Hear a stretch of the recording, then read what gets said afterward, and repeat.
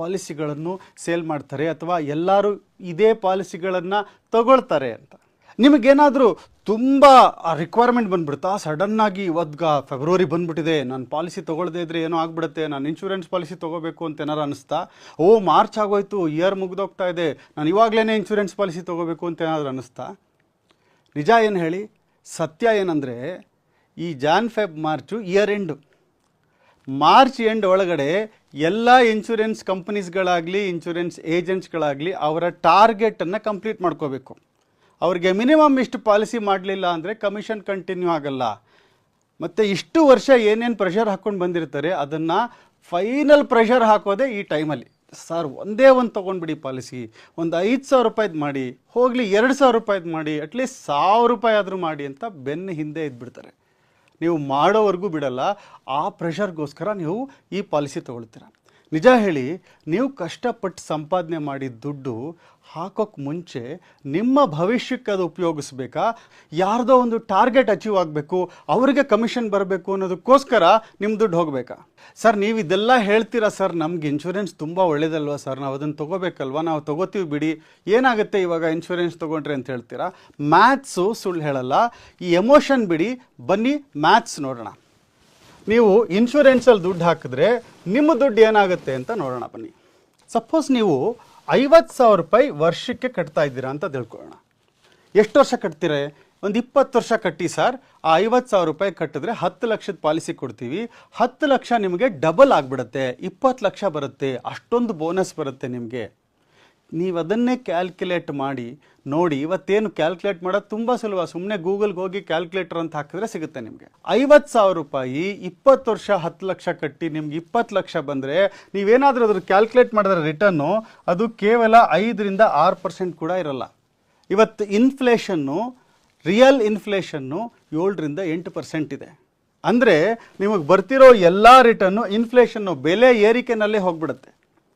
ಮತ್ತೆ ಎಷ್ಟಿದಿರುತ್ತೆ ನಿಮಗೆ life cover? 50,000 ರೂಪಾಯಿ ಇನ್ವೆಸ್ಟ್ ಮಾಡಿದ್ರೆ 10 ಲಕ್ಷದ ಮೇಲೆ ಲೈಫ್ ಕವರ್ ಬರಲ್ಲ. ಏನಾದರೂ ಹೆಚ್ಚು ಕಡಿಮೆ ಆದರೆ ಬರೋ ದುಡ್ಡು ಕೂಡ ಬರೀ 10 ಲಕ್ಷ. ಈ ಥರ ಮಾಡ್ತಾ ಇದ್ದರೆ ನಿಮ್ಮ ಕಷ್ಟಪಟ್ಟಿದ್ದ ದುಡ್ಡನ್ನೆಲ್ಲ ನೀವು ಈ ಥರ ಬರೀ 5-6% ರಿಟರ್ನ್ ಬರೋ ಥರದ್ದು ಇನ್ಶೂರೆನ್ಸ್ ಪಾಲಿಸಿಗಳಿಗೆ ಹಾಕ್ತಾ ಇದ್ದರೆ ನಿಮ್ಮ ಜೀವನದಲ್ಲಿ ದುಡ್ಡು ಯಾವಾಗ ಮಾಡ್ತೀರಾ ಹೇಳಿ? ಅದೇ ಬುದ್ಧಿವಂತರು ಏನು ಮಾಡ್ತಾರೆ, ಆ ಕಡೆ ನೋಡಿ. ಈ ಥರ ಇನ್ಶೂರೆನ್ಸ್ ಪ್ಲಸ್ ಇನ್ವೆಸ್ಟ್ಮೆಂಟ್ಸ್ ಯಾವತ್ತೂ ಮಿಕ್ಸ್ ಆಗಿರೋದನ್ನು ತೊಗೋಬಾರ್ದು. ಇನ್ಶೂರೆನ್ಸ್ ತುಂಬ ಮುಖ್ಯ. ಏನಾದರೂ ಹೆಚ್ಚು ಕಮ್ಮಿ ಆದರೆ ನಮ್ಮ ಏನು ಕುಟುಂಬದವರಿದ್ದಾರೆ ಅವರಿಗೆ ಲೈಫ್ ಲಾಂಗ್ ಜೀವನ ನಡೆಸೋಷ್ಟು ದುಡ್ಡು ಇನ್ಶೂರೆನ್ಸಿಂದ ಬರಬೇಕು. ಆ ಇನ್ಶೂರೆನ್ಸ್ ಇರೋದೇ ಒಳ್ಳೆ ಕಾನ್ಸೆಪ್ಟು.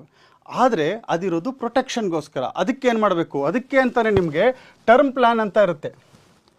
ನೀವು ಈ 50,000 ರೂಪಾಯಿ ಕೊಡ್ತೀರಲ್ಲ 10 ಲಕ್ಷ ಲೈಫ್ ಕವರ್ಗೆ, ಬರೀ ಅದರಲ್ಲಿ 10,000 ಕೊಡಿ, ನಿಮಗೆ 1 ಕೋಟಿಯಷ್ಟು, ಎಷ್ಟು 1 ಕೋಟಿಯಷ್ಟು ಲೈಫ್ ಕವರ್ ಬರುತ್ತೆ ನಿಮಗೆ.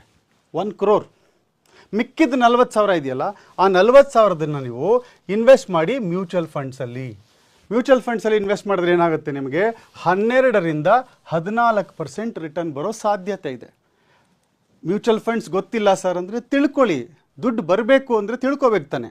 ಮ್ಯೂಚುವಲ್ ಫಂಡ್ಸಲ್ಲೂ ಇನ್ವೆಸ್ಟ್ ಮಾಡೋಕ್ಕಾಗ್ತಿಲ್ವಾ? ತುಂಬ ಸುಲಭದ ಉಪಾಯ ಇದೆ. ನಿಫ್ಟಿ ETF ಅಂತ, ಎಕ್ಸ್ಚೇಂಜ್ ಟ್ರೇಡೆಡ್ ಫಂಡ್ ಅಂತ, ಬಹಳ ಸುಲಭ. 300 ರೂಪಾಯಿ 400 ರೂಪಾಯಿ ಕೂಡ ಅದರಲ್ಲಿ ನೀವು ಸೇವ್ ಮಾಡ್ಬೋದು.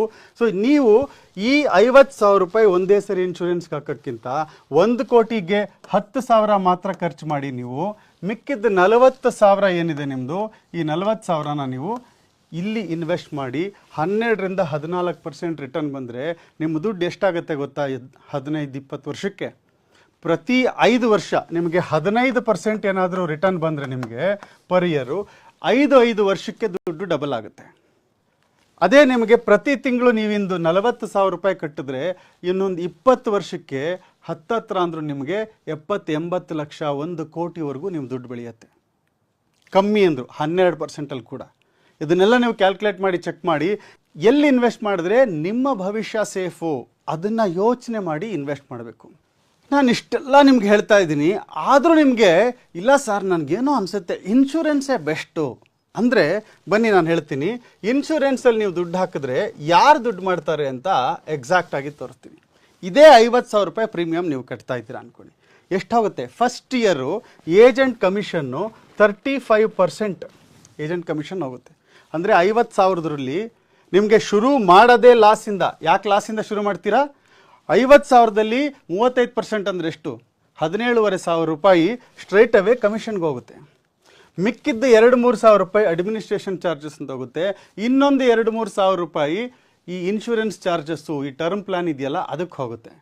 ಎಲ್ಲ ತೆಗೆದ್ರೆ ನಿಮಗೆ 50,000 ರೂಪಾಯಿಯಲ್ಲಿ ಓನ್ಲಿ 25,000 ರೂಪಾಯಿ 20,000 ರೂಪಾಯಿ ಕೂಡ ನಿಮ್ಮ ಇನ್ವೆಸ್ಟ್ಮೆಂಟ್ಗೆ ಹೋಗಲ್ಲ. ನೀವು ಹಾಕ್ತಿದ್ದಂಗೆ ಫಸ್ಟ್ ಇಯರೇ you will start with loss. ಇದನ್ನು ಮಾಡ್ತೀರಾ ಹೇಳಿ? ಯಾರನ್ನು ಉದ್ಧಾರ ಮಾಡ್ತೀರಾ? ನೀವು ಕಷ್ಟಪಟ್ಟಿದ್ದ ದುಡ್ಡು 50,000 ಕಡಿಮೆ ಅಲ್ಲ ರೀ ವರ್ಷಕ್ಕೆ.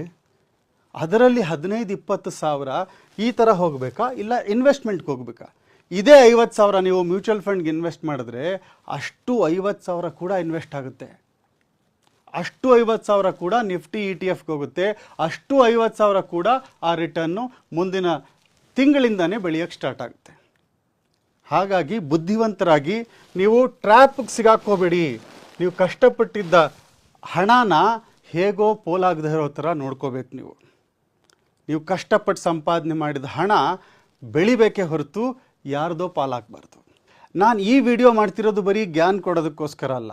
ನಾನು ನಿಮಗೊಂದು ಒಳ್ಳೆಯ ವಿಷಯ ಹೇಳಿದೆ, ಈ ಥರ ಇನ್ವೆಸ್ಟ್ ಮಾಡಬೇಕು ಅಂತ ಹೇಳಿದ ಮೇಲೆ ಅದು ಎಲ್ಲಿ ಇನ್ವೆಸ್ಟ್ ಮಾಡಬೇಕು, ಯಾವ ಥರ ಮಾಡಬೇಕು ಅನ್ನೋ ದಾರಿ ಕೂಡ ನಾನೇ ತೋರಿಸ್ಬೇಕು. ಅದು ನನ್ನ ಜವಾಬ್ದಾರಿ ಕೂಡ. ನಿಮಗೆ ಒಳ್ಳೆಯದಾಗೋದು ತುಂಬ ಮುಖ್ಯ. ಅದಕ್ಕೆ ನಾವೇನು ಮಾಡಬೇಕು? ಬನ್ನಿ, ಒಂದು ಜಾಗ ಇದೆ. ನೀವು ಎಲ್ಲರೂ ನಾವಿವತ್ತು ಇಂಟರ್ನೆಟ್ ಎಲ್ಲ ನೋಡ್ತೀವಿ.